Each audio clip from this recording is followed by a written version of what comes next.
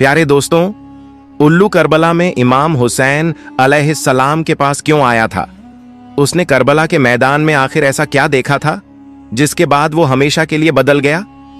दोस्तों, आज की इस वीडियो में हम एक ऐसे परिंदे की हकीकत पर बात करेंगे जिसके बारे में अक्सर लोग गलतफहमियों का शिकार रहते हैं। लोग उल्लू को मनहूस कहते हैं, उसे बुरे शकुन की निशानी मानते हैं और कहते हैं कि यह परिंदा मुसीबतें लाता है। लेकिन सवाल यह है, इसकी असली हकीकत क्या है? क्या वाकई में उल्लू मनहूस होता है? और सबसे अहम बात, वो करबला में इमाम हुसैन अलैहिस्सलाम के पास क्यों आया था? उसने ऐसा क्या देखा था जो उसकी जिंदगी हमेशा के लिए बदल गई?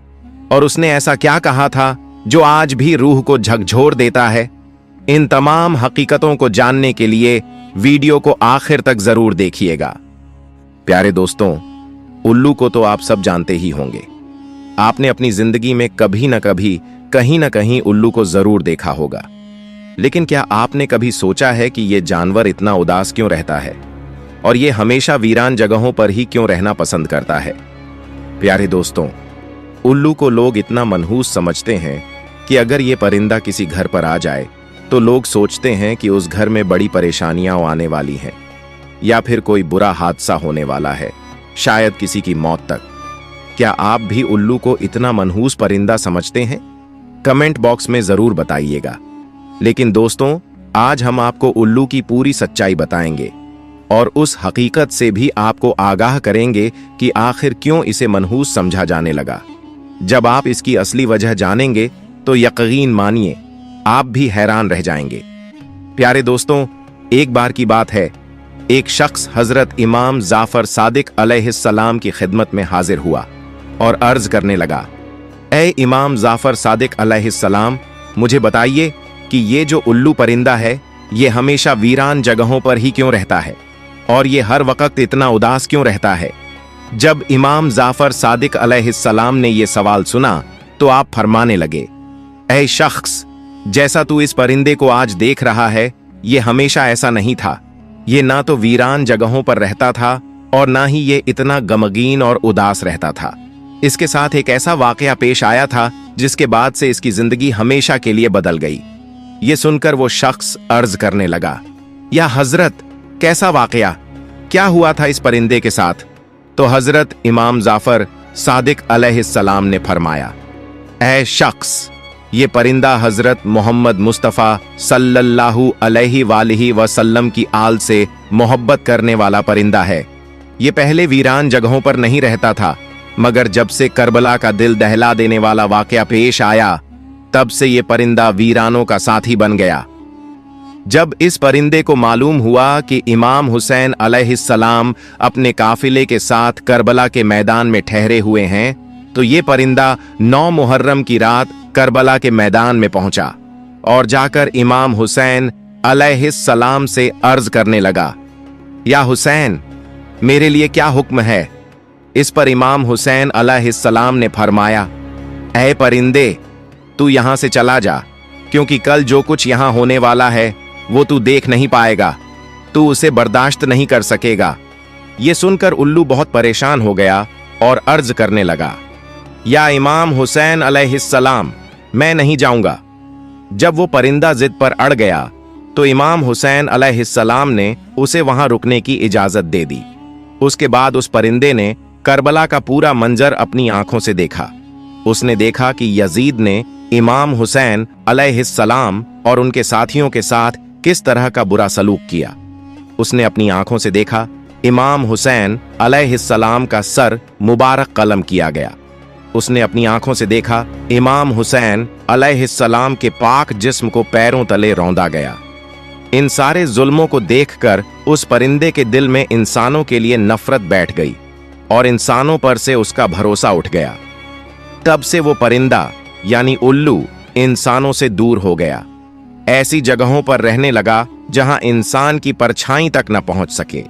जब इमाम हुसैन अलैहिस्सलाम को शहीद कर दिया गया तो उल्लू ने कसम खा ली कि अब वो कभी आबादियों में नहीं रहेगा। वो अब सिर्फ वीरान और सुनसान जगहों पर ही रहेगा।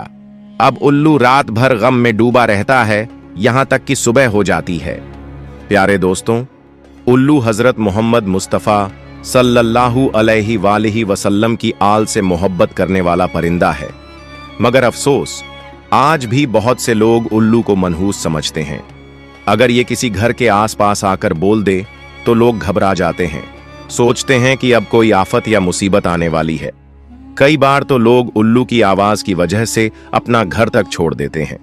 प्यारे दोस्तों, ये याद रखिए, उल्लू को मनहूस कहना बिल्कुल जाहिलाना सोच है। ये बेचारा तो एक परिंदा है, एक मासूम जानवर है। ये तो कभी कभार ही बोलता है और इससे कुछ नहीं होता।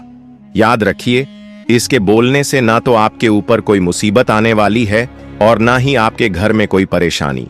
चाहे वो रात में बोले या दिन में, ये सारी बातें बेबुनियाद हैं। आप इन बातों से हमेशा बचे। प्यारे दोस्तों, अब आप भी उल्लू के बारे में ये गलत सोच छोड़ दीजिए, क्योंकि ये सिर्फ एक जानवर है और जानवरों से हमें नफरत नहीं बल्कि मोहब्बत करनी चाहिए। आइए दोस्तों, अब हम आपको उल्लू के बारे में कुछ दिलचस्प बातें बताते हैं जिन्हें जानकर आप हैरान रह जाएंगे। प्यारे दोस्तों, आपको ये जानकर हैरानी होगी कि दुनिया में लगभग 205 प्रकार के उल्लू पाए जाते हैं, मगर इनकी पूरी कौम को खास कबीलों में बांटा गया है। एक कहलाता है ब्रांड उल्लू और दूसरा आम उल्लू। प्यारे दोस्तों, खरगोश, चिड़ियाओं और कीड़े मकोड़े वगैरह इंसानों के दुश्मन माने जाते हैं, लेकिन उल्लू इन सबको अपना शिकार बनाकर कीमती अनाज को बचाता है और इस तरह किसानों की माली मदद करता है। इसीलिए उल्लू को किसानों का दोस्त कहा जाता है। आमतौर पर उल्लू की उम्र करीब 12 साल होती है। प्यारे दोस्तों, आपको ये भी बताते चलें कि आमतौर पर उल्लू अपना घोंसला पेड़ों की गोद में बनाता है, जो जमीन से करीब 20 मीटर की ऊंचाई पर होता है। इसके अलावा वो खंडहरों या वीरान इमारतों में भी अपना बसेरा बना लेता है। अब जरा गौर कीजिए, उल्लू से जुड़ी एक और गलत बात यह भी कही जाती है कि क्या उल्लू की तरह दीदे फाड़ रहे हो, जबकि हकीकत यह है कि उल्लू बेचारा चारों तरफ देखने से मजबूर होता है। वो सिर्फ सामने देख सकता है, मगर उसकी खासियत यह है कि वो 270 डिग्री तक अपनी गर्दन घुमा सकता है और एक ही जगह पर बैठे बैठे चारों तरफ देख सकता है।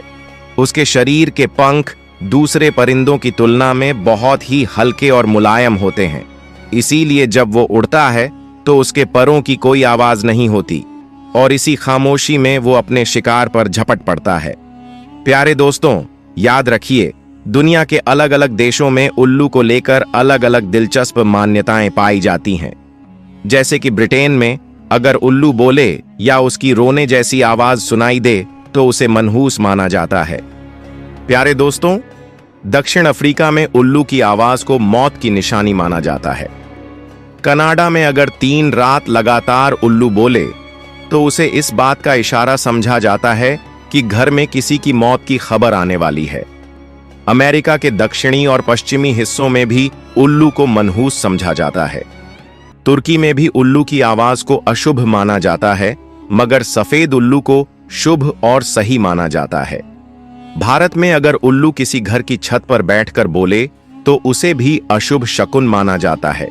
लेकिन दिवाली के अवसर पर कुछ लोग घर में समृद्धि और लक्ष्मी लाने के लिए मंत्रोच्चार करते हैं और सिद्धि प्राप्ति के लिए उल्लू की बलि तक चढ़ाते हैं, जो कि एक बेहद अफसोसनाक और गलत रिवायत है। प्यारे दोस्तों, इस वीडियो को जरूर अपने दोस्तों और परिवार वालों के साथ शेयर करें ताकि लोग भी उल्लू को लेकर अपनी राय बदल सकें और एक मासूम परिंदे को मनहूस कहने की गलत सोच से बाहर निकल सकें। प्यारे दोस्तों, आपको ये बात वाजह करते चलें कि ये वाकया कुरान या हदीस में दर्ज नहीं है, बल्कि एक अवामी रिवायत है जो इमाम हुसैन अलैहिस्सलाम से मोहब्बत और अकीदत के इजहार के तौर पर सुनाई जाती है। हमारा मकसद इसे तारीख नहीं बल्कि मोहब्बत ए हुसैन के जज्बे के तौर पर पेश करना है। शुक्रिया।